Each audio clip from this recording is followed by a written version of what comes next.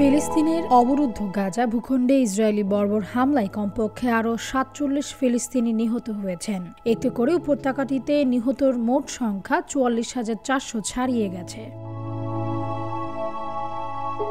এছাড়া গত বছরের অক্টোবর থেকে চলা এই হামলায় আহত হয়েছেন আরও লক্ষাধিক ফিলিস্তিনি। রোববার এক প্রতিবেদন এই তথ্য জানিয়েছে বার্তা সংস্থা আনাদোলু। সেখানে বলা হয়েছে, গাজা উপত্যকায় ইসরায়েলের চলমান হামলায় কমপক্ষে আরও ৪৭ জন ফিলিস্তিনি নিহত হয়েছেন। এতে করে গত বছরের অক্টোবর থেকে এ পর্যন্ত মোট মৃতের সংখ্যা বেড়ে ৪৪,৪২৯ জনে পৌঁছেছে বলে রোববার অবরুদ্ধ এই ভূখণ্ডের স্বাস্থ্য মন্ত্রণালয় জানিয়েছে। মন্ত্রণালয় বলেছে, গত ২৪ ঘন্টায় ইসরায়েলি বাহিনীর অব্যাহত আগ্রাসনে ৪৭ জন নিহত এবং আরও ১০৮ জন আহত হয়েছেন। অনেক মানুষ এখনও ধ্বংসস্তূপের নিচে এবং রাস্তায় আটকা পড়ে আছেন, কারণ উদ্ধারকারীরা তাদের কাছে পৌঁছতে পারছেন না।